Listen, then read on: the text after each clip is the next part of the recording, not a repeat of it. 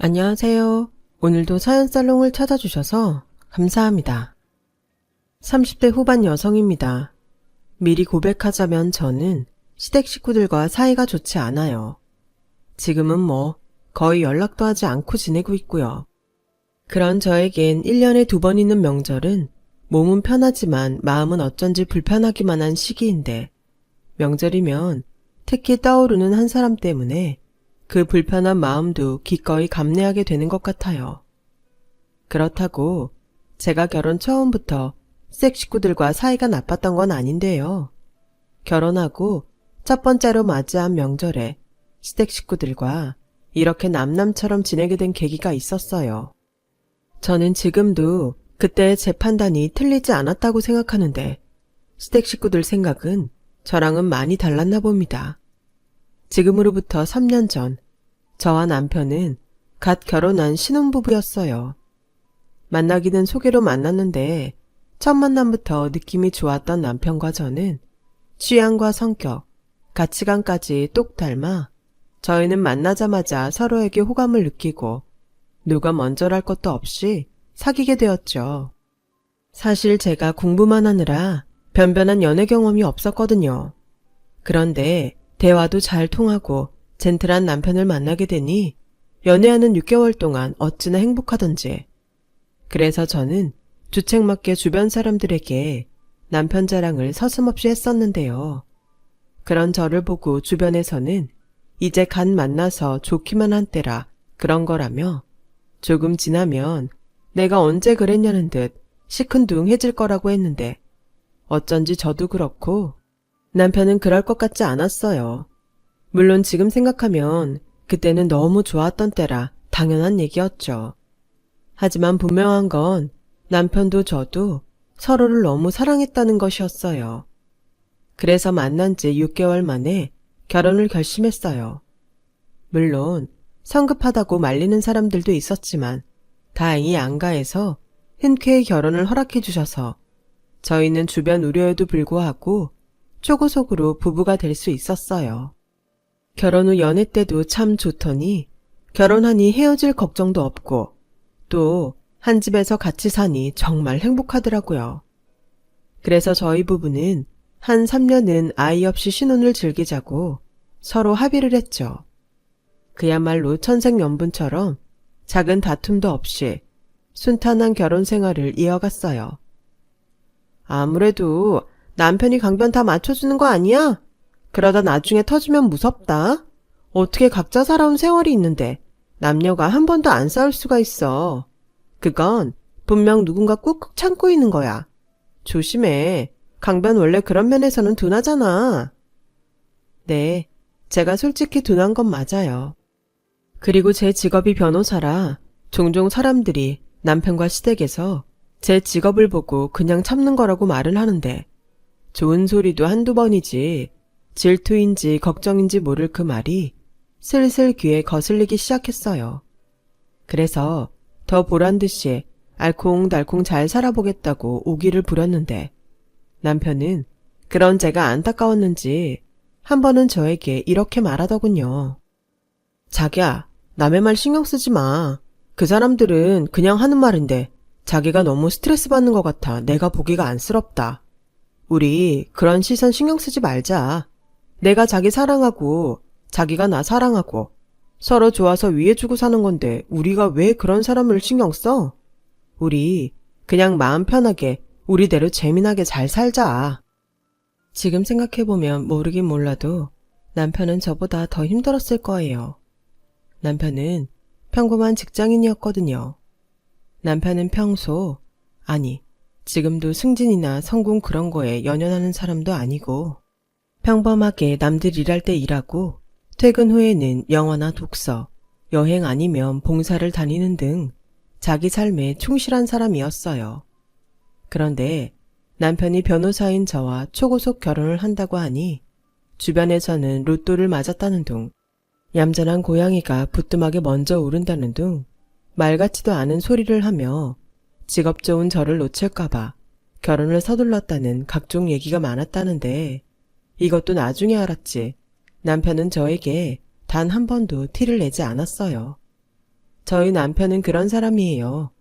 직업이 제가 조금 더 많이 버는 것뿐이지 남편은 저보다 생각도 깊고 성숙한 사람으로 배울 점이 많은 사람이었죠.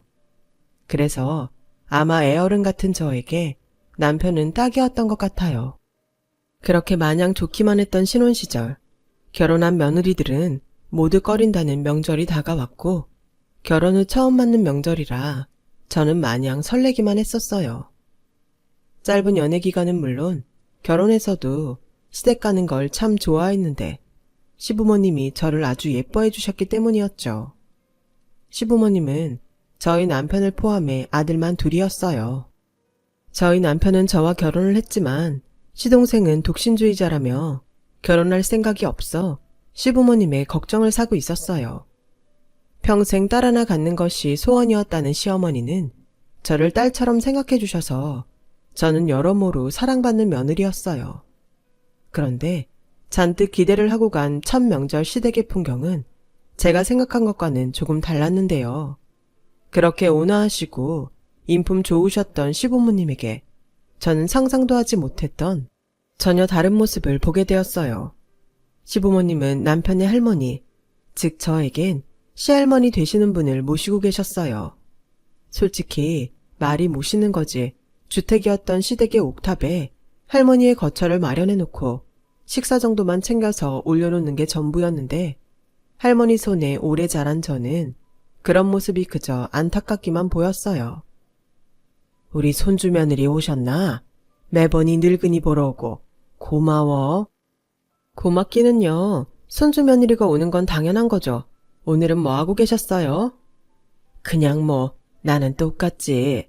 어째 허리가 더 굽는지 걷는 것도 힘들고 그래서 그냥 누워만 있었어. 에이, 그러시면 안 돼요. 자꾸 움직이셔야죠. 저랑 시장 한 바퀴 돌고 오실래요? 그래? 나는 걷는 게 영 시원찮은데 젊은 사람은 답답해서 힘들어. 괜찮아요. 우리 얼른 가서 떡볶이랑 튀김이랑 할머니 좋아하는 옥수수 먹고 와요. 옥수수? 아이, 또 그렇게 말하면 안 나설 수가 없네. 잠깐만 기다려. 내가 요즘 손주 며느리 덕을 톡톡히 보내. 고마워. 이렇듯 저에게 별거 아닌 거에도 고마워하시던 시할머니셨는데 어쩐지 시어머니와 시할머니의 사이는 그다지 좋아 보이지 않았고 시어머니는 제가 시할머니와 잘 지내는 것도 그리 썩 마음에 들어 하지 않으셨어요. 그렇다고 이제 갓 시집 온 며느리가 시어머니에게 그런 점을 지적하는 건 쉽지 않은 일이었죠. 그저 가끔 시댁에 올 때 눈치껏 간식거리를 사들고 가서 말동무해 드리러 옥탑에 올라가곤 했는데 이번 명절에는 무슨 이유에서인지 그런 시할머니 거처를 두고 시부모님과 친척들이 언쟁을 벌이기 시작하셨어요. 아니, 언제까지 우리가 어머니를 모셔? 니들도 참 염치 없다. 이제 어머니 연세도 있고 더는 옥탑에서 지내게 둘 수도 없고 이제 슬슬 니들이 합의해서 어머니 모시고 가. 아니, 큰형이 엄마를 모시는 건 당연하지. 툭 까놓고 장남이라고 형이 어릴 때부터 받은 게 얼마야? 원래 부모 혜택 제일 많이 받은 자식이 부모 책임지는 거지. 안 그래? 맞아. 나는 여자라고 초등학교 겨우 나왔는데 큰오빠는 대학까지 나왔잖아. 큰오빠야말로 염치가 없네. 아가씨, 말씀이 지나치시네요. 그리고 대학은 이 사람이 알아서 학비 벌어서 다닌 건데 그렇게 말씀하시면 안 되죠. 형수도 사람이 그러면 못 써요. 우리가 엄마 옥탑에 모시고 형수가 하는 일이 있어요? 허리도 안 좋은 양반 계단 오르고 내리다가 큰일 나면 어쩌려고? 야, 네가 뭔데 우리 집사람한테 훈계야. 그렇게 어머니 끔찍하게 생각하면 네가 모시고 가면 되겠네. 아, 오빠들 그냥 하던 대로 엄마 그냥 옥탑에 둬. 그럼 될걸. 뭐 이제 와서 싸워. 아니, 이제는 옥탑 생활하시게 두기엔 어머니가 힘드시다니까. 게다가 어머니 폐도 좋지 않으시잖아. 지난번에도 독감에 걸려서 얼마나 고생이었는데 니들은 신경도 안 썼잖아. 니들이 정 그러면 3분의 1씩 걷어서 어머니 요양원에 모시자. 요양원? 그래, 요즘 시설도 좋고 보호사랑 간호사들이 상주하는 것도 많다니까 나중을 생각하면 그것도 나쁘지 않을 것 같아. 오빠, 다 좋은데 왜 3분의 1이야? 난 딸이라고 받은 것도 없다니까. 그리고 나 요즘 애들 아빠가 사업 말아먹어서 시댁살이 하는 건 몰라서 그래? 야, 넌 불리할 때마다 그 소리 하더라. 그랬음 아버지 돌아가셨을 때 유산을 받지 말았어야지. 아이고, 그거 얼마나 된다고. 그리고 나도 자식인데 받는 거 당연한 거 아니야? 받을 땐 자식이고 내라고 할 땐 딸이라 받은 것도 없다. 무슨 도둑 심보냐? 작은 오빠 말 다 했어? 이렇듯 한바탕 시끄러운 시댁 풍경에 저는 다소 놀랐고 남편은 그런 제 모습에 조금 민망한 듯한 얼굴이었어요. 시동생은 명절이라고 친구들과 여행을 갔는데 결혼하고 첫 명절에 어떻게 해야 할지도 모르겠고 그저 어른들 사이에 낄 수 없어 거실 먼발치에 있는데 바로 위 할머니가 계신다는 생각에 저는 어쩐지 마음이 아파져 오기 시작했어요. 자기야, 만약에 내가 할머니를 우리 집에 모시자고 하면 자기는 어떨 것 같아? 뭐? 우리 집에? 에이, 어른들도 있는데 어떻게 우리가 나서. 자기도 봐. 서로 모시지 않겠다고 저렇게 싸우시잖아. 나는 할머니랑 오래 살아서 괜찮은데. 자기도 자기 할머니니까 괜찮지 않아? 그래도 우리 아직 신혼이고 또 내가 나서서 할머니 모시겠다고 말하기가. 그래? 그런 거라면 나한테 맡겨. 내가 알아서 할게. 저는 결심이 섰어요. 남편은 그런 제 모습에 많이 당황한 눈치였지만 이미 결심이 선 이상 더 시간을 끌 필요가 없다고 생각했죠. 그래서 아직도 목소리를 높이고 계신 어른들에게로 걸음을 옮겼어요. 저기 이런 말씀 어떻게 생각할지 모르겠지만 제가 할머니 모실게요. 뭐? 아가, 여긴 네가 깰 자리가 아니야. 그리고 네가 할머니를 어떻게 모셔? 그래 며느라, 너도 그렇고 우석이도 직장 생활하는데 그건 안 될 말이다. 우리가 알아서 할 테니 너는 빠져 있어라. 오빠, 왜 그래? 우리 조카 며느님이 속이 깊어 그러는 건데. 안 그래 조카 며느리? 나는 그래만 준다면 완전 고마워. 변호사라고 하더니 우리랑 다르게 현명하네. 아가씨, 이제 막 시집 오네요. 그리고 얘가 뭘 알아요? 그러다 어머니 어디 다치시게라도 하면 그때 우리 며느리 원망하시려고요? 어머머, 언니, 사람을 뭘로 보고? 그리고 아무리 아무것도 몰라도 어른인데 우리 엄마가 거듭 못하는 장애인도 아니고 방 하나만 내주면 될 일이잖아요. 맞아요, 형수. 저도 혜숙이 생각이랑 같아요. 본인이 이왕 나서서 저렇게 말하는데 한번 해보고 그때 가서 아니다 싶으면 요양원 얘기 다시 하면 되잖아요. 어머 여보, 어떻게 좀 해봐요. 내가 정말 못 살아. 그리고 얘네한테 어머니를 맡기면 우리는 사돈 얼굴을 어떻게 봐요. 그냥 내가 안방을 내주고 말지. 어머니, 저희 부모님도 저희 할머니 오래 모시고 살아서 그런 생각 전혀 안 하실 거예요. 걱정되시면 제가 먼저 저희 집에 말씀드릴게요. 저 이제 막 시집 와서 아무것도 모르는 건 맞지만 이대로 시할머니를 요양원에 모시면 제가 많이 서운할 것 같아요. 불안하시겠지만 저한테도 기회를 주세요. 네? 그렇게 저는 시할머니를 저희 집에 모시는 것에 허락을 받았어요. 솔직히 시부모님과 시댁 친척들에게 실망하지 않았다면 거짓말이에요. 작은아버지와 고모님은 저희 고집으로 시할머니를 모시는 걸로 결론이 나자 얼굴 가득 미소를 지으며 언제 그랬냐는 듯 우애 좋은 척을 하는데 아랫사람이라 표시를 내지 못했지 정말 별로더라고요. 그렇게 일주일, 저는 옷방으로 쓰던 방을 시할머니 방으로 꾸미고 시할머니를 집으로 모시고 왔어요. 단촐한 가구와 이부자리 겸 쓰는 보료가 전부였지만 시할머니는 아늑하고 따뜻하다시며 역시나 저에게 고맙다고 하시는데 어쩐지 얼굴 한켠엔 서운함이 엿보이는 듯 했었죠. 그리고 덤덤한 척 이렇게 말씀하셨어요. 에휴, 늙으면 죽어야 하는데 어쩌다 손주집 신세까지 지노. 할머니, 그런 말씀 마세요. 그러시면 저 서운해요. 그런가? 내가 거기까지는 생각을 못했네. 미안해. 노인네가 주책이라 그렇다.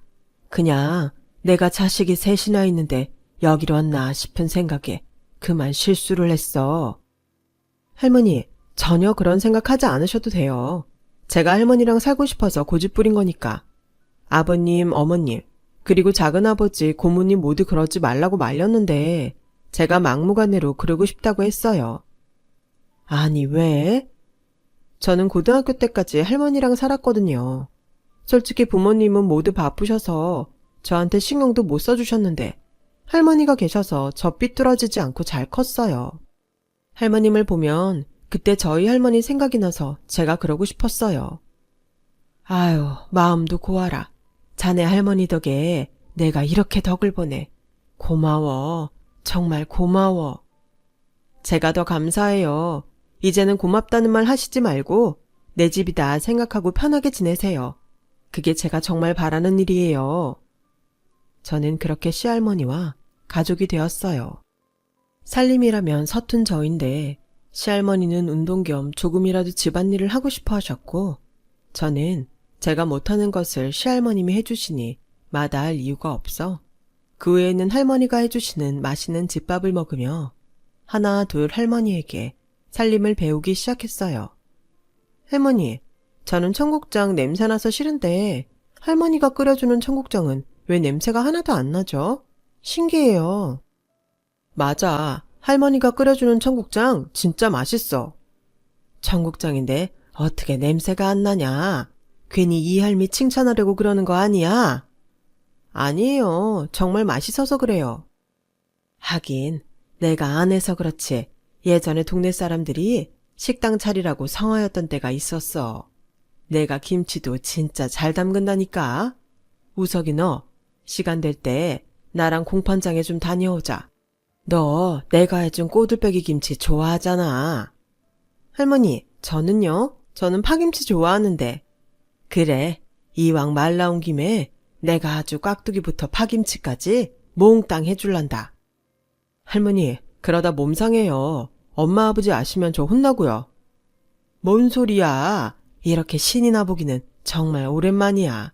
순정아, 네 덕에 내가 요즘 다 늙어서 살맛이 난다. 또 그러신다. 할머니는 동안이시라니까요. 하나도 안 늙으셨어요. 그렇게 저희 부부는 모든 사람의 우려에도 시할머니와 재미나게 잘 지냈어요. 저희 친정 부모님도 속마음까지는 알 수 없지만 워낙에 할머니 정을 그리워하던 저를 아셔서 제가 할머니를 모시고 오고 싶다고 했을 때 크게 말리지는 않으셨는데요. 아무리 좋아도 시댁어른이셔. 너 실수하면 안 된다. 엄마는 네가 괜한 짓을 하는 것 같은데 들어보니 할머니가 많이 딱하셔서 말리지는 못하지만 걱정이 안 되는 건 아니야. 알아. 그래도 잘했다고 해줘. 나 정말 잘하고 싶어. 그래, 잘했다. 내 딸을 누가 말려? 대신 중간에 그만두는 건 이 아빠가 용서하지 않는다. 원래 책임은 더 무겁다고 아빠가 말했지? 네, 아빠, 고마워요.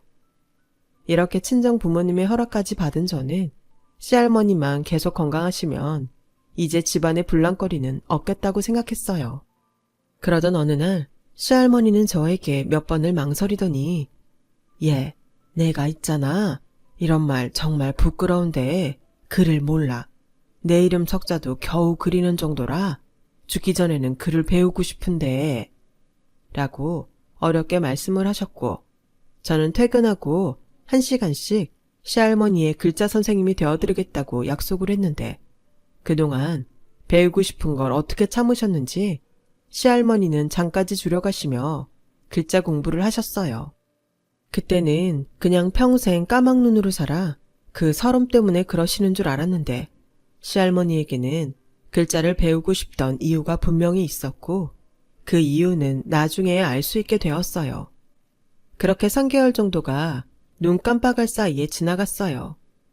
매일매일 글자 공부를 하셨던 시할머니는 받침이 없는 글씨는 무난히 쓰고 읽을 수 있게 되셨고 어느덧 저와 공부 핑계로 이런저런 수다도 떨며 친구처럼 지내게 되셨는데 이렇게 사이가 좋다 보니 어느새 퇴근 후 남편과 있는 시간보다 시할머니와 있는 시간이 더 많아졌지 뭐예요. 자기야, 난 진짜 다 좋은데 잠은 나랑 자자. 요즘 왜 자꾸 침대로 안 와? 아, 미안. 할머니랑 공부하고 얘기하다 보니까 자꾸 거기서 자게 되네. 난 요즘 내가 아니라 자기가 우리 할머니랑 결혼한 것 같아. 미안해. 나도 너무 오랜만에 할머니랑 사니까 좋아서. 자기 생각까지는 못했어. 앞으로는 잠 꼭 자기랑 잘게. 이렇듯 남편은 때론 안 하던 질투도 했어요.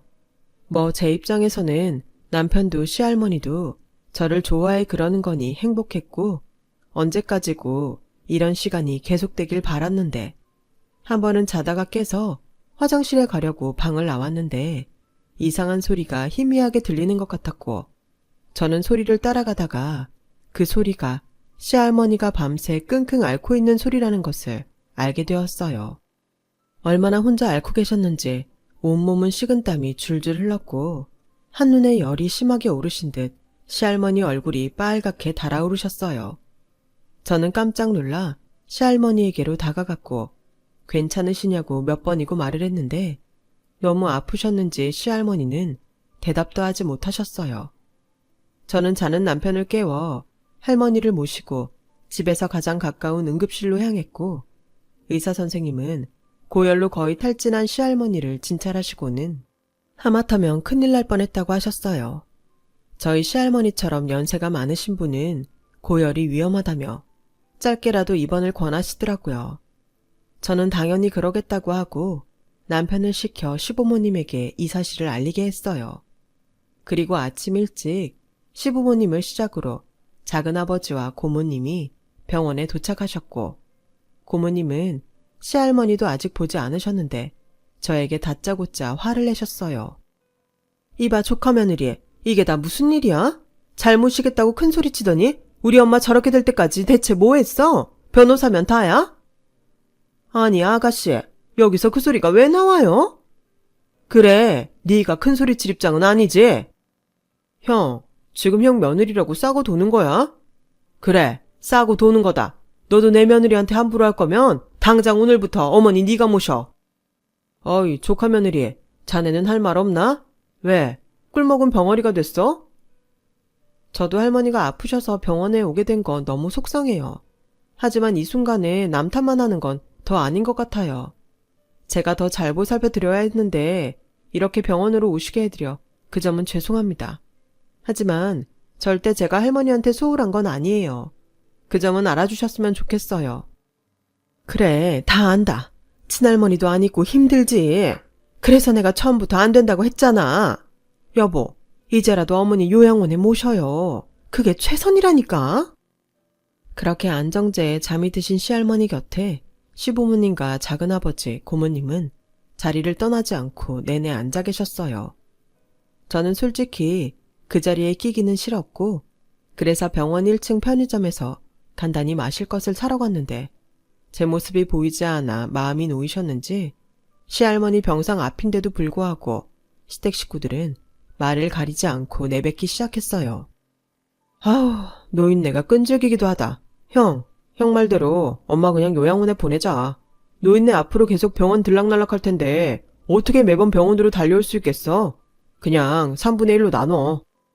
작은 오빠, 나는 안 된다니까. 왜 오빠 마음대로 정해? 그리고 조카 며느리가 책임진다고 했으면 요양원비도 조카 며느리가 내야 하는 거 아니야? 변호사라며. 그럼 돈 잘 벌겠네. 혜숙이 너 진짜 말 그렇게 할래? 큰오빠도 며느리 손에 늙은 엄마 맡겼잖아. 이제 와서 위선 떨지 말고 네 책임이니 네가 돈 내라고 해. 아가씨. 에휴, 그냥 이참에 편하게 돌아가시지. 어머니도 참 그렇다. 언제까지 자식들 고생시키려고 그러시는지. 그러게, 우리 엄마 자식들한테 해준 것도 없으면서 참 염치도 없어. 뭐 좋은 인생이라고 이렇게 오래 버텨? 90이면 이제 갈 때 되지 않았나? 아버지는 도대체 뭐 하는지 몰라. 엄마 빨리 저승길 모시고 가지 않고. 이번에는 그냥 깨어나지 않고 편하게 가셨으면 좋겠다. 지난번 독감 때도 그러셨다며. 형, 말이 나와 하는 소린데 엄마 장례는 우리 회사 근처로 하자. 내가 그동안 남들한테 뿌린 게 많아. 막상 엄마 돌아가시면 정신 없으니까 미리 말해두는 거야. 야, 니네 회사 여기서 멀잖아. 나도 그동안 뿌려놓은 조의금이 어마어마해. 그냥 잘만 말고 이 근처에서 할 거니까 그런 줄 알아. 너는 어머니도 모시지 않았으면서 무슨 억지야? 둘 다 그만해. 장례식장 뭐가 중요해서 그래. 돈 줄 사람은 멀든 가깝든 다 줄 텐데. 그냥 제일 싼 데서 해. 그건 내가 알아볼게. 그래, 혜숙이 네가 그런 건 잘 아니까 네가 맡아서 해라. 저는 정말 깜짝 놀랐어요. 시댁 어른들 입에서 나오는 그 무서운 말들을 더는 듣고 있을 수 없었죠.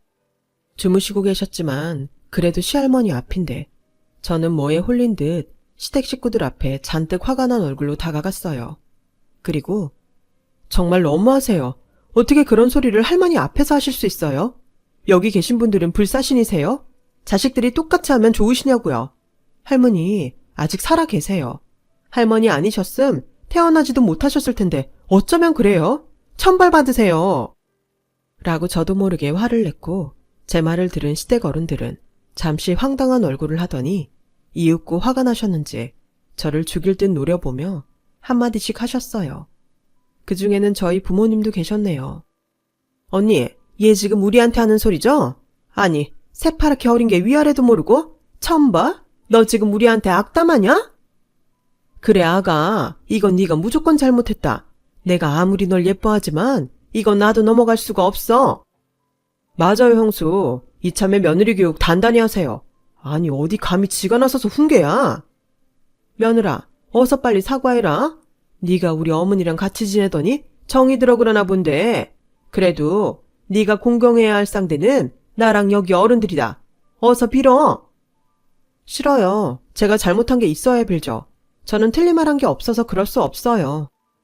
제가 그렇게 물러서지 않자 고모님은 자리에서 벌떡 일어나더니 저희 시부모님께 며느리 교육 잘 시키라며 자리를 떠나셨고 그것을 시작으로 작은아버지도 시아버님도 고모님을 따라가시는데 마지막까지 남으셨던 시어머니는 저에게 따가운 눈총을 쏘시더니 제가 역시나 물러나지 않자 화가 난 목소리로 이렇게 말씀하셨어요.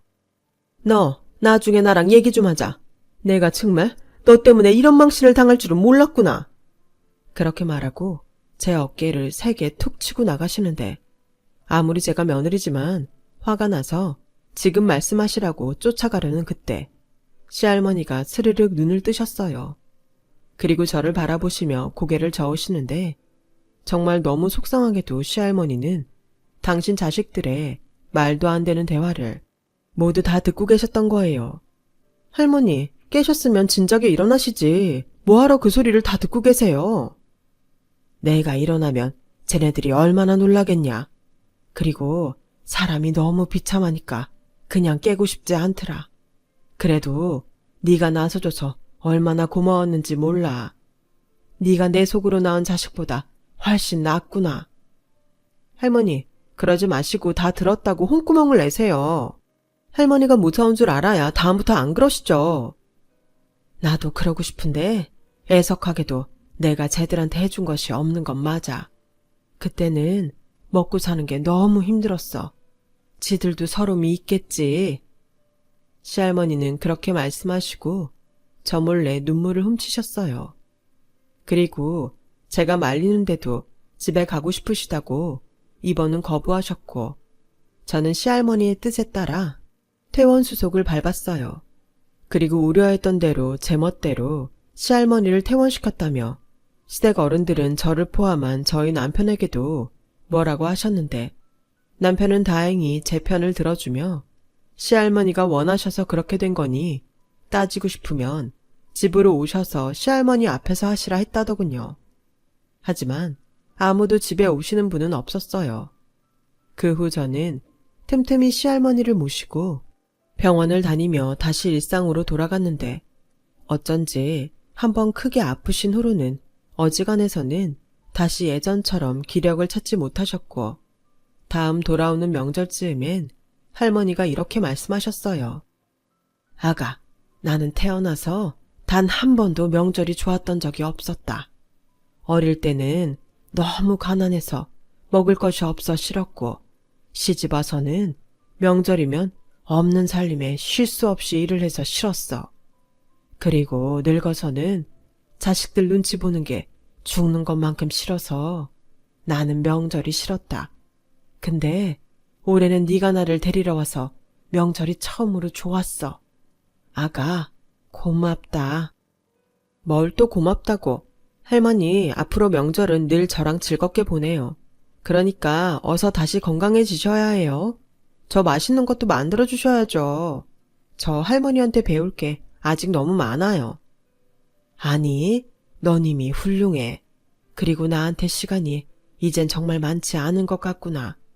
너한테 그리고 우석이한테는 미리미리 고맙다고 인사하고 싶어. 싫어요. 저 그 인사 안 받을 거예요. 뭐 얼마나 같이 살았다고 벌써 그러세요. 저랑 10년, 아니 20년은 더 같이 살아요. 증손주도 보셔야죠. 아이고, 우리 손주 며느리 때문에 죽고 싶어도 못 죽겠네. 어디서 이런 복덩이가 나한테까지 굴러왔을꼬. 할머니는 제 손을 꼭 잡으며 울컥해오는 울음을 애써 삼키셨어요. 그리고 그해 돌아오는 명절은 남편의 뜻에 따라 시댁에 가지 않았고 어쩐 일인지 시댁에서도 아무런 연락이 오지 않아 저는 명절을 그냥 시할머니와 조촐하게 보냈어요. 친정 부모님도 제주도에 있는 외할머니 댁에 다녀오신다고 해서 명절 지나고 밥이나 한번 먹자고 하셨고요. 그렇게 반년을 보냈어요.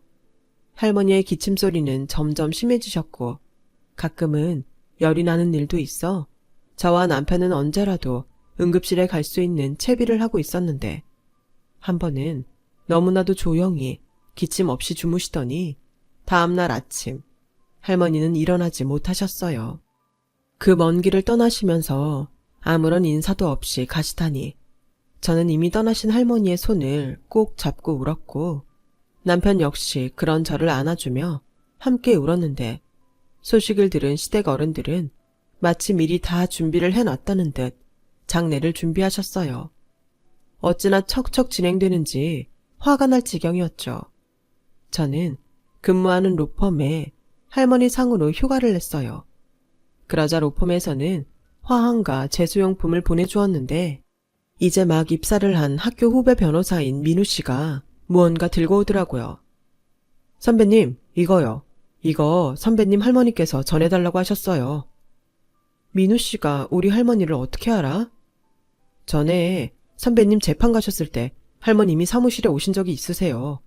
제가 기다리셔야 한다고 했는데 할머님은 이미 선배님이 자리에 안 계신 걸 아시더라고요. 그리고 언제가 될지 모르지만 당신께서 떠나고 장례가 치러지면 이걸 선배님에게 전해달라고 하셨어요. 저는 민우 씨한테 전해받은 것들을 열어봤어요. 그리고 그곳엔 환하게 웃고 있는 시할머니의 영정사진이 들어있었어요. 언제 이런 걸 혼자 준비를 하셨는지 저는 환하게 웃고 있는 할머니 사진 앞에서 또 눈물이 왈칵 쏟아졌고 바로 그때 후배 변호사 민우 씨의 입에서 할머니의 유언장이라며 가족들 모두 모이라는 말이 나왔어요. 유언장? 노인네가 어디서 본 건 있어서 할 건 다 했네. 그러게 변호사 손주 며느리랑 지내더니 아주 이상한 걸 배웠어. 그러지 말고 드러나 봐요. 혹시 알아요? 우리 모르는 뭔가 있는지. 언니, 꿈 깨요. 우리 엄마 빈털터리 개털이라는 거 지나가는 똥개도 알아. 안 그래요, 큰오빠? 그렇지. 이미 재산이 있었음. 그 양반이 그러고 있었겠어.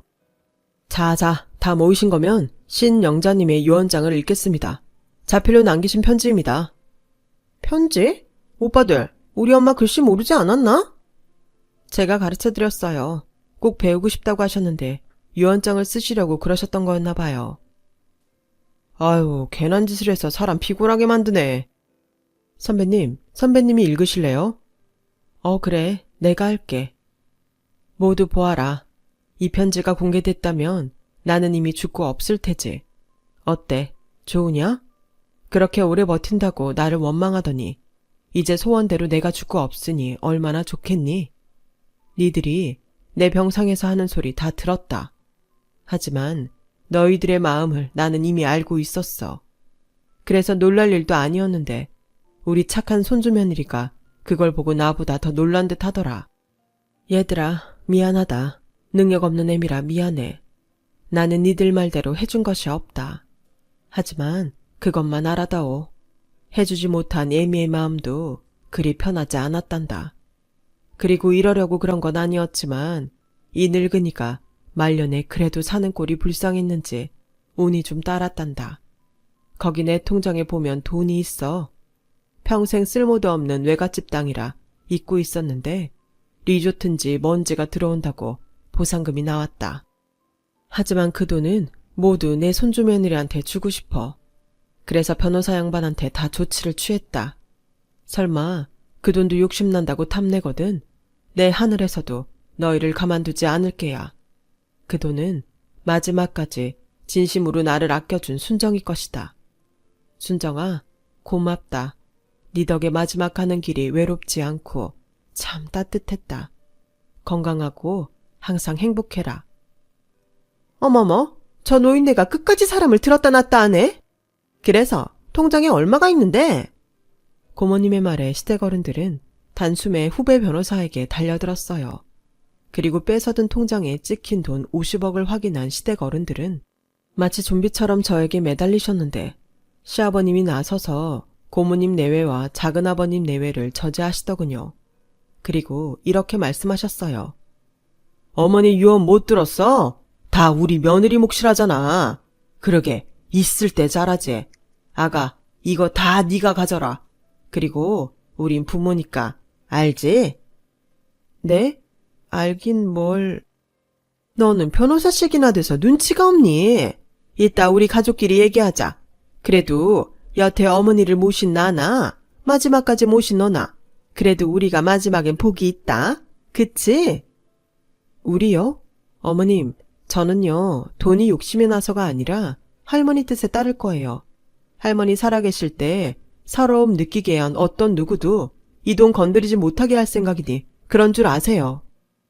뭐? 넌 그 큰 돈을 너 혼자 갖겠다는 거야? 여보, 얘 좀 봐요.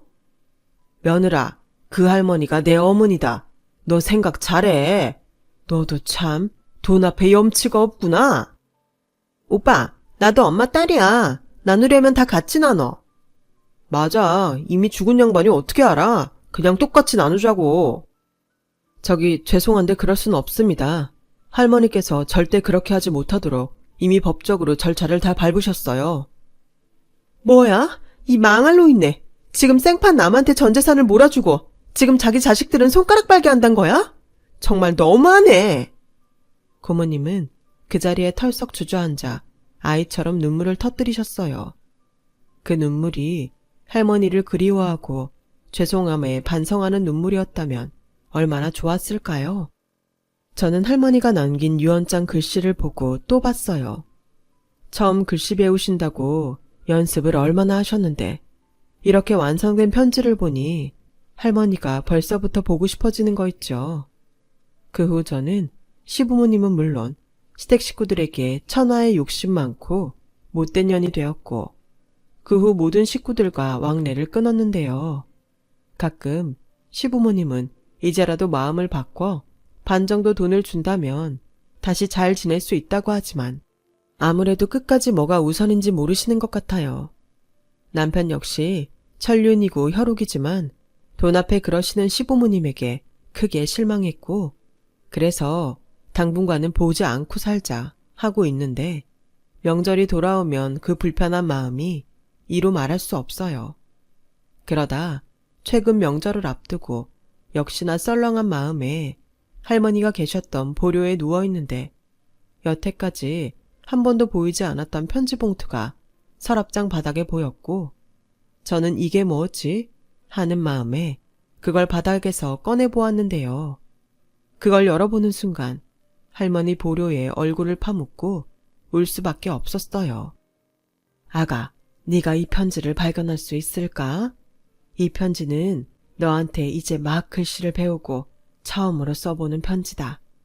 글씨도 이상하고 맞춤법도 이상하겠지만 너무 신이 나서 이렇게 편지를 쓰는 거야.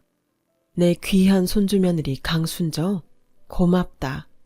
너를 만나 나는 죽고 싶은 생각보다 살고 싶다는 생각을 더 많이 했다. 나를 살고 싶게 해줘서 고마워. 언제인가 네가 너의 할머니 얘기를 한 적이 있지? 내가 하늘에 가서 네 할머니를 만나게 된다면 그때 내가 덕분에 호강했다고 큰 절이라도 올리련다. 사랑한다, 순정아. 왜 다른 사람들은 할머니의 이 따뜻한 마음을 몰랐을까요? 저도 알아요. 사람이란 누군가에는 좋은, 또 누군가에는 그렇지 못한 평가를 받을 수 있다는 것을요. 하지만 과거에 얽매여 산다면 이렇듯 좋은 것도 보지 못할 텐데 그저 저는 그 점이 안쓰러울 따름입니다.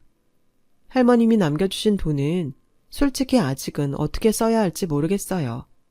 할머님이 남겨주신 마음이 저에게는 돈보다도 더 커서 그 생각까지는 못하겠더라고요. 하지만 이거 하나는 분명해요. 할머니가 남겨주신 감사한 마음을 저도 제 욕심에 헛되이 쓰지 않을 거라는 것이요. 하늘에 계신 할머니를 위해서라도 저는 더욱 좋은 사람이 되기 위해 노력하며 살아가려 합니다. 그러면 언젠가 한 번쯤은 할머니가 제 꿈에 다녀가실 수도 있겠죠. 올해 명절은 할머니와 보냈던 추억을 되새기며 할머니를 위한 정성이 담긴 차례상을 차려볼까 합니다. 지금까지 저의 이야기 들어주셔서 너무나도 감사해요. 서로 따뜻하고 배려 넘치는 가족이 되시길 진심으로 바라겠습니다. 건강하세요. 여러분, 사연 댓글에 응원과 현명한 조언 부탁드려요. 좋아요와 구독은 저에게 큰 힘이 됩니다. 오늘도 좋은 일 가득하세요.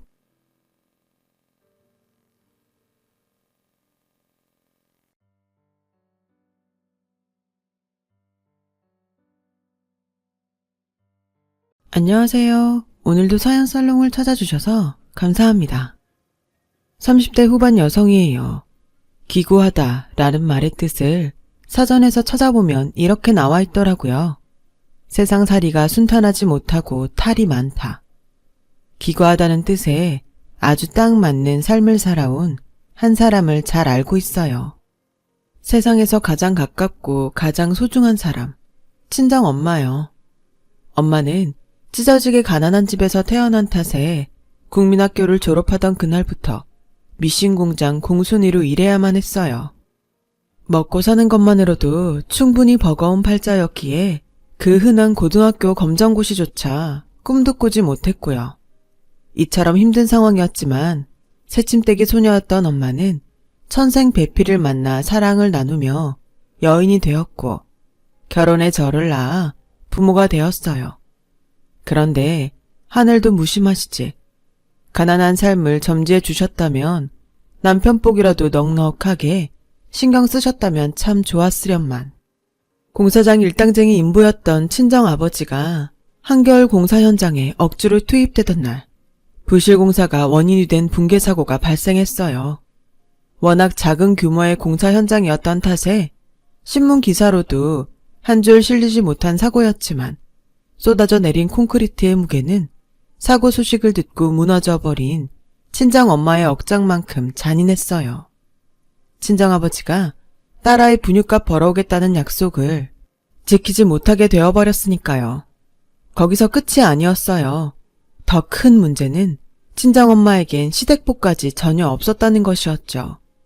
시댁인간들은 친정엄마가 잘 배우지 못한 탓에 서류에 어두운 사람이라는 점을 악용해 접근했고 친정엄마는 과부된 형수를 돕겠다던 그들의 말에 속아 도장 몇 번 잘못 찍었다가 아버지의 보험금과 보상금 전부를 빼앗긴 채로 쫓겨났거든요. 헤어나올 수 없을 것만 같던 좌절. 엄마는 그러나 부모이기에 강해져야만 했어요. 팥줄 보며 시장 허드렛 일이며 온갖 힘든 일을 전전하면서도 힘든 기색 한번 비추지 않으셨죠. 그때가 엄마 나이 아직은 젊고 예쁘던 시절. 엄마는 어린 저를 위해 자애롭고 참스러운 어른이 되었던 거예요. 그런 엄마를 보며 국민학생이 된 저는 열심히 공부했고 열심히 한 만큼 성적도 뛰어났어요. 혹시 가난한 삶 때문에 억지로 빨리 철이 들어버렸던 건 아니냐고요?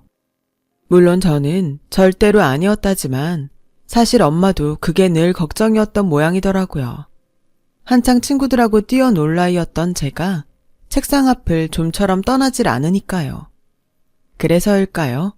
제가 중학교 입학식을 치르던 날 엄마가 꼬깃꼬깃 모은 지폐로 탕수육 한 그릇 시켜주며 넌지시 물어봤어요. 진아야, 너 괜찮니? 응? 엄마 때문에 싫은 공부 억지로 하는 건 아닌가 싶어서. 왜요? 엄마가 어디가 어때서? 다른 부모들처럼 번듯한 직장이 있기를 해. 아니 물려줄 재산이 있기를 해. 딸내미한테 줄 수 있는 건 사랑 하나밖에는 없잖니. 엄마는 엄마를 너무 과소평가하는 경향이 있어. 과소평가? 어쩔 수 없는 일이었잖아. 어려운 환경에서 태어난 것도 그렇고, 아빠네 식구들이 엄마 속여먹은 것도 그렇고. 아, 그리고 세상에 사랑 하나 제대로 못 주는 부모들도 얼마나 많은데, 나 정도면 아주 차고 넘치는 거지 뭐.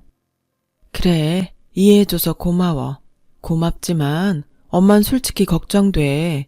우리 진아가 엄마처럼 못 배우고 힘없는 어른이 되지 않으려고 공부에 목숨 거는 건 아닐까 싶어서. 글쎄요, 난 오히려 엄마처럼 되고 싶은데. 솔직히 나 우리 집이 가난하다는 거 잘 못 느끼고 살아. 엄마가 어렵게 벌어다 주는 돈 때문이 아니에요. 마음 때문이지. 아무리 힘들어도 세상 탓하지 않으면서 오늘의 땀방울이 내일의 기쁨으로 돌아올 수 있다고 말하는 엄마. 그런 사람 흔치 않잖아. 이런 내가 어떻게 가난해. 오히려 마음 부자지. 그쵸? 그치. 그럼 된 거지. 내 말이요. 이러니 공부가 당연히 재밌지.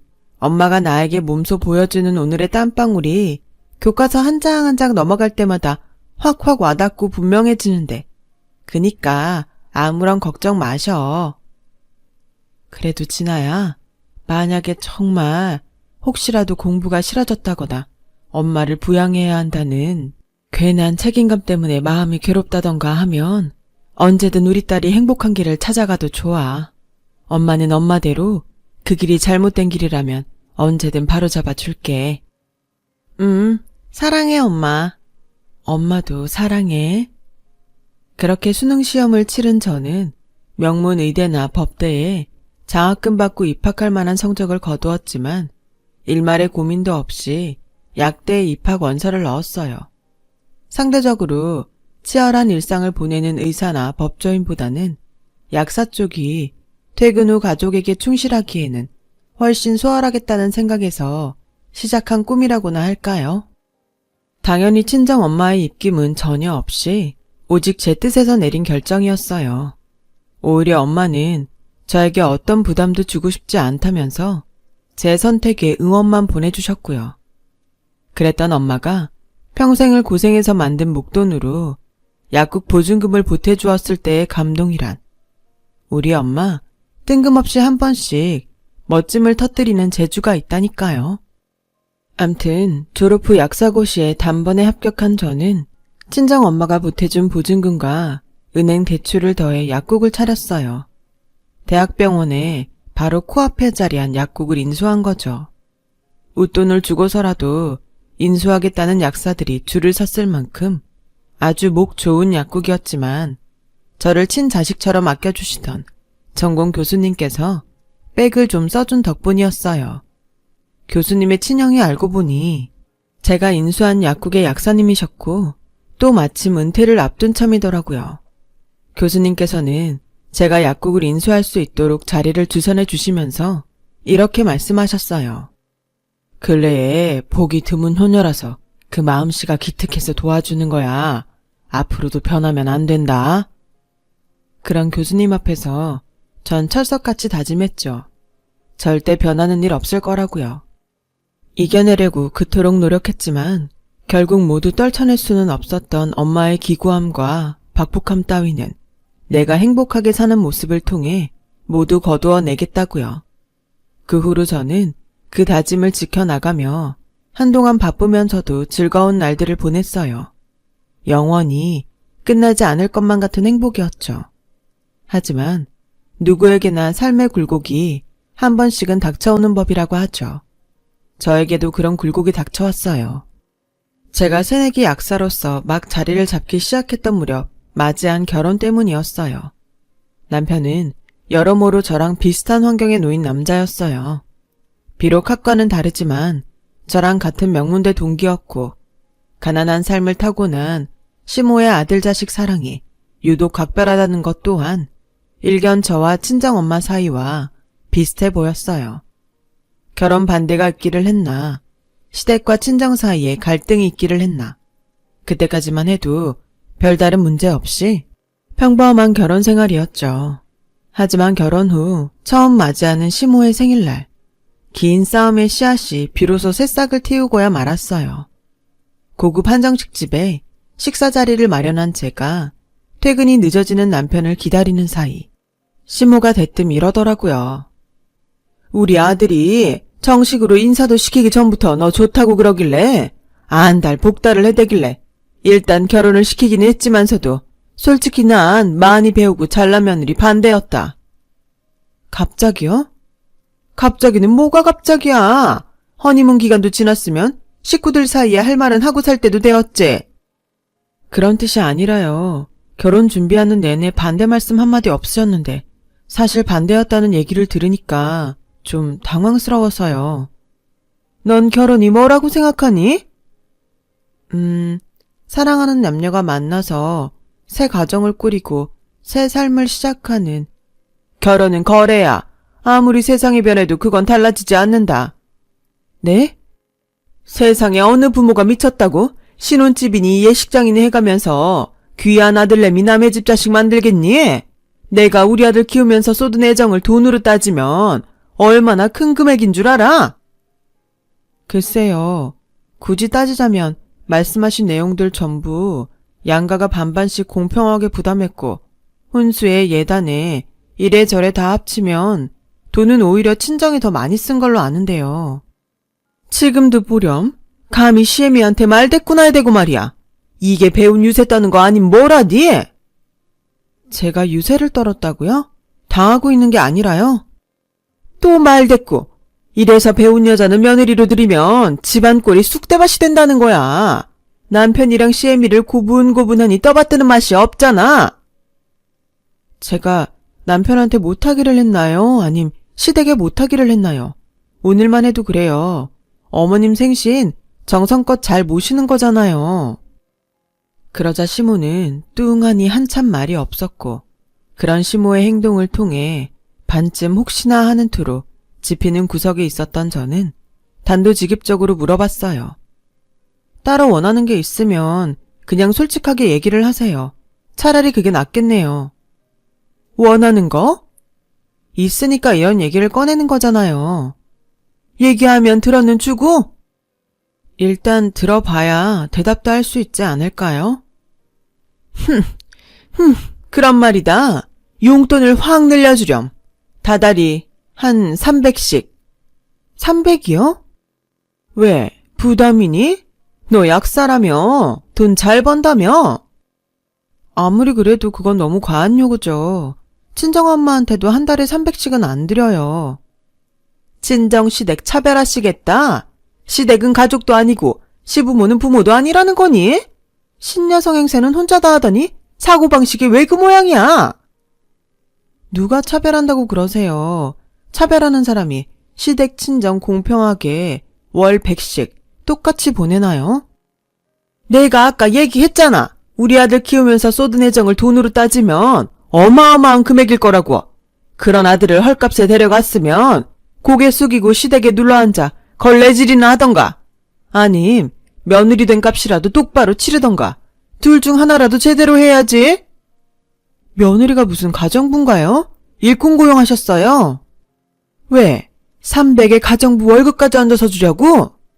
아니요. 300은 너무 심하다는 뜻이었습니다. 먼저 일어날게요. 제가 시댁에 한치라도 소홀했다거나 친정이랑 차별이나 해봤다면 차라리 억울하지는 않죠. 양가에 매달 100만 원씩 공평하게 보내고 있는 상황이었다고요. 기본 용돈만 그 정도였고 시댁 대소사다 뭐다. 이래저래 따로 챙겨드리는 금액이 경우에 따라서는 100만 원을 넘는 경우도 왕왕 있었고요. 그런데 오마이갓, 용돈으로 300만 원이라뇨. 그것도 매달 다달이. 이해할 수 없었어요. 그래서 단호하게 거절하며 일어섰죠. 결혼 후 처음 맞이한 시모의 생신은 그렇게 엉망진창으로 끝이 나버렸고 그 후폭풍은 부부관계에까지 이어졌어요. 남편이 대뜸 시모 편을 들었거든요. 당신이 어떻게 이럴 수 있어? 날 낳아준 엄마잖아. 당신 시어머니잖아. 지금 편가르자는 거야?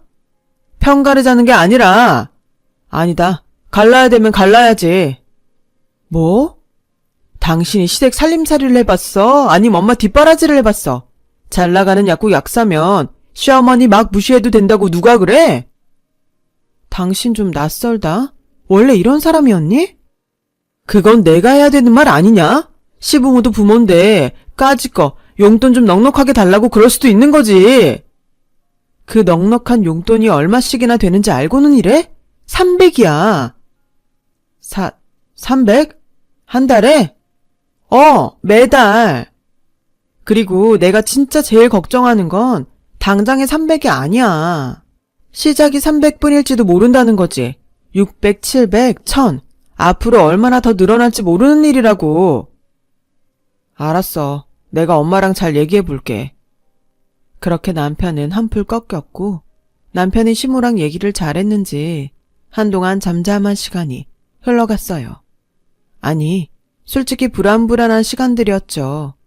아니나 다를까 남편이 시모의 용돈 욕심을 한풀 꺾어 놓았다고만 믿고 있었는데 알고 보니 300을 시모에게 달마다 꼬박꼬박 갖다 바치고 있었더라고요. 그 무엇보다 제가 제일 기분이 나빴던 건 당신 미쳤어? 네가 이러고도 인간이야? 아, 미안해. 알았으니까 바가지 좀 그만 긁어라 좀. 그게 지금 미안한 사람 태도니? 미안하다고. 근데 나도 우리 부부를 위해서 어쩔 수 없어. 어쩔 수 없어? 어쩔 수 없어서 장모님 통장에 손을 대? 메꿔 놓을게. 내가 땡빚을 져서라도 그 돈 다 채워 놓는다. 됐냐?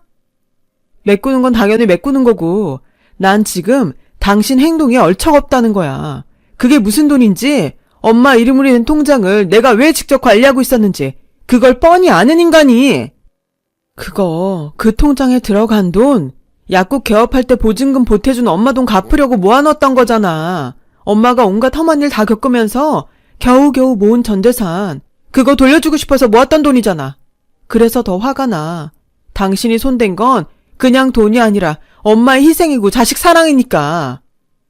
제발 내 생각도 한 번만 좀 해주라. 오죽했으면 이랬겠냐고. 엄마가 그 돈 안 해주면 자식 며느리고 나발이고 평생 안 보고 살 작정이라고 하니까 어쩔 수 없었던 거지.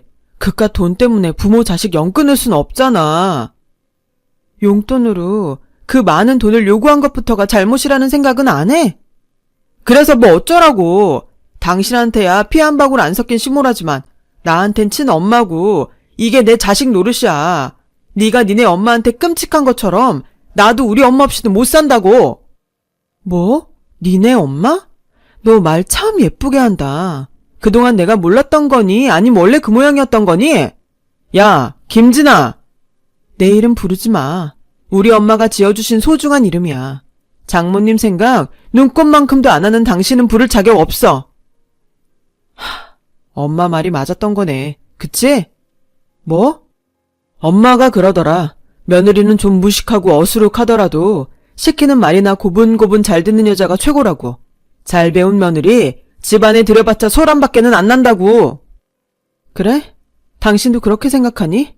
그랬다면 난 당신을 처음부터 다시 생각해봐야 될지도 모르겠네. 무슨 뜻이야? 함부로 이혼이라도 하겠다는 거야? 뭐야? 생각해보자. 그 말을 끝으로 저는 짐을 챙겨 엄마 혼자 살고 있는 친정으로 향했어요. 처음에는 진짜로 생각할 시간이 필요해서였어요. 남편 그리고 시모와의 관계에 대해서요. 물론 이혼이라는 경우의 수를 완전히 배제하지는 않았죠. 그런데 친정엄마가 쉰김치에 찬밥으로 혼자 끼니를 때우는 모습을 마주하는 순간 결심이 서더라고요. 평생 먹은 쉰김치가 질리지도 않아? 질리기는 맛 잘 들어가지고 밥 한 그릇 뚝딱인데. 엄마, 딸내미가 약사잖아. 자리 잘 잡은 약사. 매 끼니 스테이크는 못 썰겠지만 그래도 어느 정도는 챙겨서 먹어도 괜찮아요. 에이, 엄마가 돼가지고 어떻게 그래? 그래도 돼. 엄마 정도 보면 그럴 자격 충분하고.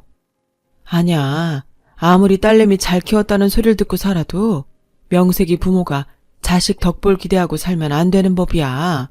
우리 딸이 벌어온 돈은 우리 딸의 삶을 위한 거니까. 그치? 같은 부모고 같은 사람인데 어쩜 이렇게 다를까? 왜? 무슨 일 있었니? 가방은 뭐야? 최서방이랑 싸웠구나? 그게... 윗집에 수도 터졌잖아. 집 수리하는 동안만 신세 질게요.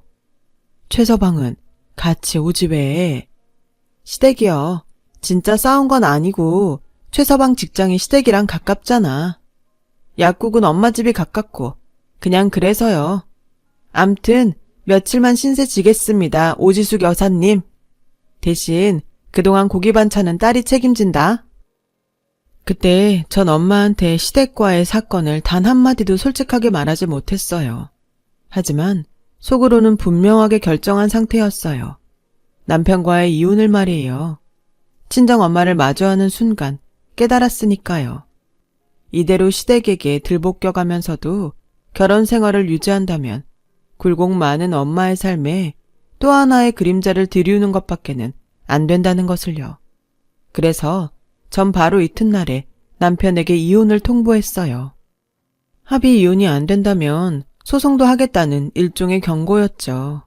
하지만 이놈의 남편이라는 인간은 제 통보를 그저 투정쯤으로 가볍게 받아들였던 모양이더라고요.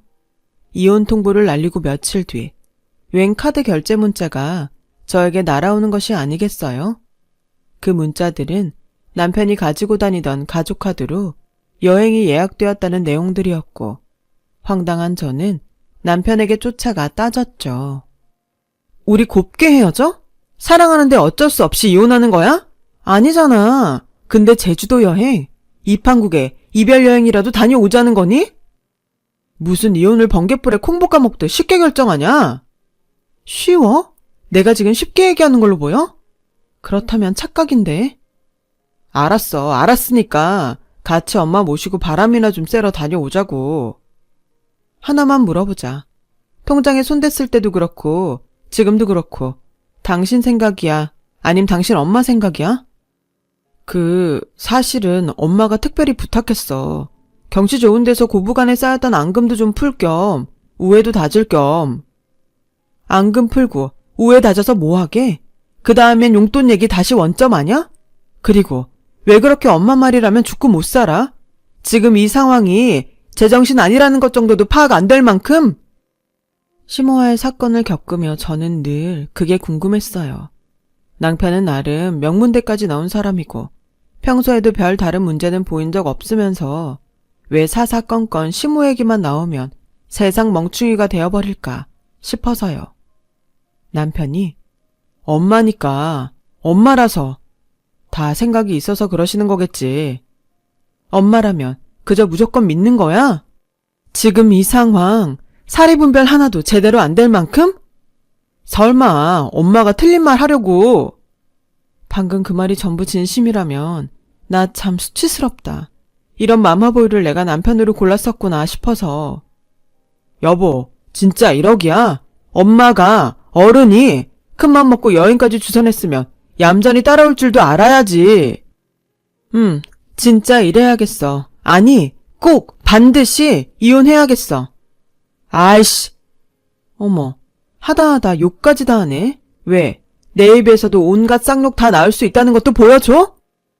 그렇게 대꾸한 제가 한바탕 쏘아붙이려던 순간 대학병원에 근무하는 지인으로부터 연락이 왔어요. 엄마가 응급실에 실려왔다더라고요. 이후로는 솔직히 기억이 잘 나지 않아요. 경황 없이 응급실에 도착해보니 친정엄마는 MRI를 찍는 중이었고 의사로부터 계단을 헛디딘 엄마가 머리부터 추락한 것 같다는 소식을 전해 들었어요. 뇌출혈 수술 날짜를 받았다는 것 정도만, 그것도 부서진 거울 파편처럼 드문드문 머릿속에 남겨져 있을 뿐이었죠. 확실한 기억은 링거를 맞으며 깊게 잠든 엄마의 손을 꼭 부여잡으며 살아주셔서 감사하다는 말만 속으로 밤새 되새겼다는 것 밖에는 없을 정도로 큰 충격이었어요. 다행히도 위태롭던 며칠이 고맙게도 무탈하게 흘러갔고 뇌압이 떨어져준 덕분에 친정엄마는 예정대로 수술대로 오르게 되었어요. 그날 저는 아침 일찍 친정에 들러 엄마의 짐을 챙겨 나오던 길에 대문 밖에 차를 대놓고 서성이고 있던 남편과 마주쳤어요. 저는 그제서야 이 인간들이 내 세상에 존재는 했었지 싶더라고요. 그러거나 말거나 남편은 말없이 희끗 웃어 보이더니 저를 차에 태우려고 했어요. 당연히 거절했죠. 바쁘니까 오늘은 그냥 가. 아니다. 앞으로 할 얘기 있으면 서면으로 해. 얼굴 마주볼 사이 아니잖아, 우리. 이런 상황에서도 고집은. 이런 상황 뭐, 그때나 지금이나 달라진 거 하나도 없어. 오늘 장모님 수술이라며. 같이 가. 엄마가 병원까지 태워오래. 됐거든? 택시 타고 가면 돼. 시어머니 말 좀 들어라 좀. 아직 이혼 성사된 거 아니잖아. 도장 찍기 전까진 어찌됐건 우린 부부고 사위 얼굴이라도 비춰야 장모님 마음 편히 수술방 들어가시지. 당신이 언제부터 사위였어? 니네 엄마라며. 그때 시모가 남편에게 전화를 걸어왔어요. 남편은 눈으로는 저를 헥헥거리며 입으로는 네, 금방 갈게요. 알았어요. 하는 말만 연거푸 되풀이하더니 전화를 끊기 무섭게 가슴 철렁한 소식을 전했어요. 얼른 병원 가보자. 장모님 상태 안 좋아지셨대. 내가 그렇게 만만해? 우스워? 한 번 속지 두 번은 안 속아. 엄마 지금 병원에 계셔. 장모님 옆에. 그렇게 저는 당장 급한 대로 남편의 차를 타고 출발했어요. 그날따라 차는 왜 이렇게도 막혀대는지 병원으로 향하는 1분 1초가 지옥 같은 시간이었는데 남편의 차가 병원을 그냥 지나쳐버리는 게 아니겠어요? 그 순간 제 가슴은 또 한 번 내려앉았죠. 당했구나. 무슨 짓이야? 차 세워! 당신이야말로 무슨 짓이야? 오늘이 어떤 날인지 잊었어? 엄마랑 제주도 여행 가기로 한 날이잖아. 이런 개새끼가? 적당히 좀 해. 수술 네가 하냐? 의사들이 어련히 알아서 잘 살려놓겠지. 정 안 되면 그건 하늘의 뜻인 거고. 사실 시모의 전화는 공항에서 기다리고 있으니 저를 얼른 데리고 오라는 전화였고 신랑은 엄마가 위독하다는 소식인 척 저를 기만해서 억지로 차에 태워 출발했던 거죠. 사실을 알고 격분한 저는 온갖 욕설을 쏟아부으며 차를 세우라며 악을 질러댔지만 남편은 말끝마다 엄마가 어쩌고 엄마가 저쩌고를 반복해가면서 절대로 차를 세워주지 않을 기세였어요. 이대로 공항까지 끌려간다면 친정엄마 혼자 차가운 수술방에 들어가야 할지도 모르는 상황이었죠. 이렇게 한다고 우리 사이가 복구될 수 있을 것 같아? 시모한테 매달 300만 원씩 꼬박꼬박 상납해 가면서? 얌전히 있어. 차 사고 나서 니네 엄마보다 먼저 삼도천 건너기 싫으면. 아니, 그렇게는 못하지. 그쪽 모자한테 더 이상은 못 놀아나지. 그렇게 차창 밖으로 몸을 반쯤 내민 제가 온 힘을 쥐어짜 외쳤어요. 사람 살려요! 그렇게 몇 차례 제가 절규하듯 간절하게 외쳐대는 사이 그 난동에 하나둘 시선이 끌린 행인들과 신호 대기 중이던 차의 차주분들이 다가와 조수석 문을 열어주었거든요.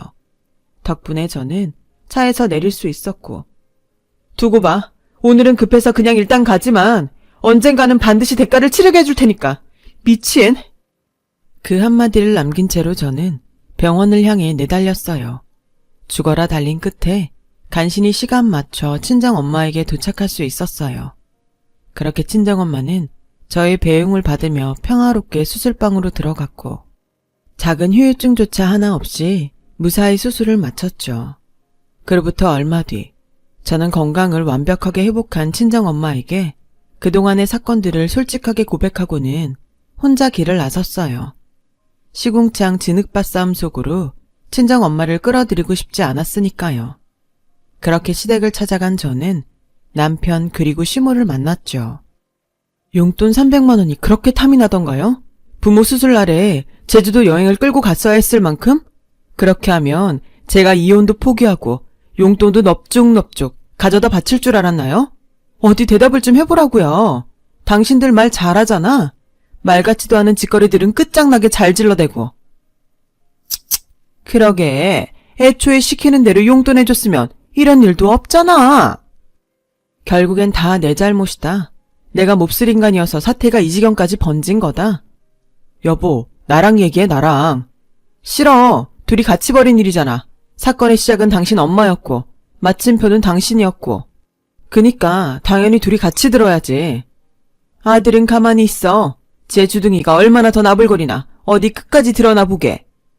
그래요. 기회 있을 때 단도직입적으로 말하죠. 당신들이 통장에서 300만 원씩 매달 빼간 돈에서 이자까지 쳐서 돌려놓고 얌전히 이혼 도장 찍어요. 아, 그날 억지로 공항에 끌고 가려고 했던 행동에 대한 반성문도 한 장 써 놓으셔야겠네. 여기서 더 험한 꼴 당하고 싶지 않으면. 말 다 했으면 이제 내가 대답하마. 고맙다. 아주 많이. 고맙다고요? 그동안 300씩 보내준 돈으로 비싼 변호사를 살 거거든. 기왕지사 귀한 아들 이혼남 만들게 생긴 거 위자료라도 단단히 챙겨 받아야 죽어서라도 한이 없을 것 같아서 말이야. 매번 드는 생각인데요. 그쪽 식구들은 착각의 집안 내력인가? 비싼 변호사 산다고 해서 당신들이 벌인 사악한 행동들이 묻힐까요? 이혼 귀책 사유를 내가 뒤집어 쓰는 일이 생길까요? 쉽지 않겠지. 그래서 비싼 변호사라고 강조한 거 아니겠니? 승률 좋은 로펌에 맡길 예정이야. 뭐 알지도 못하면서 잘난 척은? 그 순간 어디 한번 싸워봅시다 하는 익숙한 목소리와 함께 한 여인이 정장 차림의 낯선 남자 하나를 대동하고 나타났어요. 그 여인은 엄마? 아니 엄마가 여긴 어떻게 알고? 부모가 괜히 부모게.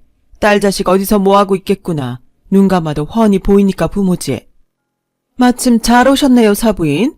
그쪽 딸아이가 우리 아들 이혼남 만들려고 아주 작정을 한 모양인데 이참에 재산 분할이랑 위자료에 대해서 오붓하게 대화를 나눠볼까요? 신경 쓰지 마, 엄마. 저 사람들 제정신 아니야. 딸, 응? 부모가 부모인 두 번째 이유가 뭔지 아니? 바로 이래서야. 저를 다독이듯 이야기한 친정엄마는 곧장 시모를 향해 돌아섰고 제가 본 엄마의 모습 중 처음 단호한 모습으로 말을 이어갔어요.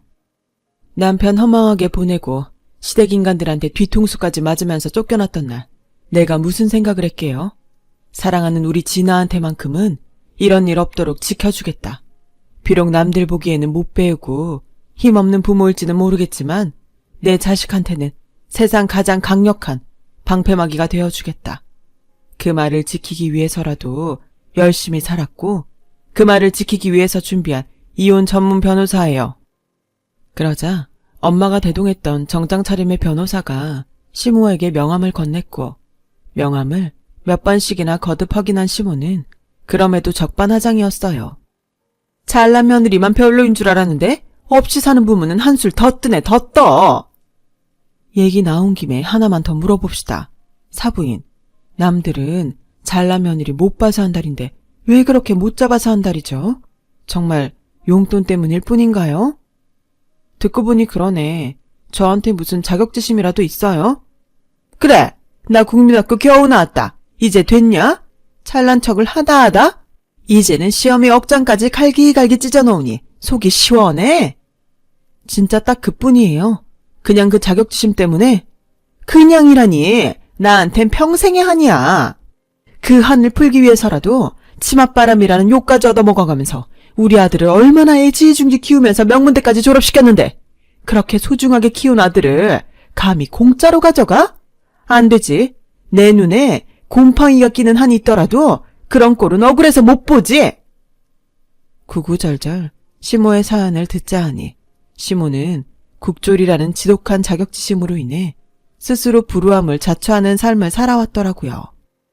학벌 콤플렉스를 가진 채로 몸뚱이만 늙어버린 자신과는 다르게 젊은 데다가 명문대도 나오고 남들 다 부러워하는 약사라는 직업까지 가진 저를 질투했던 거고요. 치마폭에 꽁꽁 싸맨 채로 오냐오냐 해가며 명문대 졸업생으로 만들어낸 귀한 아들을 저에게 도둑 맞았다는 피해의식도 있었어요. 대체 얼마나 감싸고 돌았냐면 가만히 듣고 있던 제가 이 인간 그동안 대체 빤스는 엄마 없이 어떻게 혼자 갈아입었던 거지? 하는 생각이 잠깐 들었을 정도로 아주 심각한 지경이었어요. 물론 그 오냐오냐의 결과는 최악이었죠. 시모의 한마디에 사리 분별 상실한 채로 꿈뻑 죽어나가는 마마보이 남편을 낳았고 저에게는 용돈 300만 원이라는 일종의 보상심리로 작용한 셈이었거든요. 네, 사연은 잘 알겠네요. 근데 아무리 그래도 잘못은 잘못이죠. 어머님과 완벽하게 반대되는 훌륭한 사람을 나는 세상 누구보다 잘 알고 있으니까요. 우리 엄마요. 우리 엄마도 국민학교밖에 못 나왔어요. 하루라도 일손 놓으면 바로 다음날 끼니가 끊길 만큼 어려웠으니까요. 그래도 우리 엄마는 당신과는 달랐어요. 나한테 줄 수 있는 거라고는 사랑, 딱 하나밖에는 없었지만 몸가짐 하나하나 모범을 보여가면서 딸 자식 잘 키워냈고 당신은 그놈의 자격지심 때문에 아들 자식 망쳤고 말 조심해. 내 아들이 어디가 어때서? 어디가 어떻긴요. 엄마 꼭두각시지. 이쯤에서 결론 짓죠. 이혼합니다. 위자료랑 재산 분할 능력껏 노려보세요 어디. 물론 쉽게 당해주지는 않겠지만 그리고 당신은 평생 죄책감 품고 평생 책임지면서 살아야 돼요. 왜? 아들 자식 마마보이 된 거 그거 다 당신 잘못이고 당신 책임이니까. 그게 어떻게 내 잘못이야? 자식 사랑이 어떻게 잘못이고 죄가 돼? 잘못된 방식의 사랑은 때로는 죄가 될 수도 있어요. 삶의 아쉬움과 서러움을 자식을 통해 억지로 대리만족하려다가 이 사달을 내버린 당신처럼. 그게 당신과 우리 엄마의 결정적인 차이고요. 그 말을 끝으로 저와 친정엄마는 시댁과의 관계를 영원히 끊었어요. 이후 엄마가 준비한 변호사의 활약 덕분에 이혼 소송에서 완벽하게 승소했죠. 이혼의 모든 귀책 사유가 남편과 특히 시모에게 있었으니 위자료도 당연히 제가 받는 쪽으로 결정이 났습니다. 재산 분할에도 100원 하나 손해보지 않았고요. 용돈 300만 원을 요구했던 시모가 거꾸로 저에게 매달 큰 위자료를 지급해야 하는 역설적인 상황이 되었다고나 할까요? 한편 이혼 승소 판결을 받아든 친정엄마는 한박 웃음을 지으며 아주 크게 기뻐하셨어요. 제가 장난 반쯤 섞어 딸내미 이혼녀 됐는데 한박 웃음까지 짓냐고 물었는데 돌아온 엄마의 대답이 참 멋지더라고요. 이 세상에 흠없는 사람이 어디 있겠니? 다들 가슴에 흉터 하나씩은 품고 살지. 중요한 건 흉터를 어떻게 이겨내고 앞으로 어떤 모습으로 살아가느냐 하는 거 아닐까? 같은 상처를 가지고 있었지만 완벽하게 결말을 맞이한 나랑 그 여자의 차이처럼.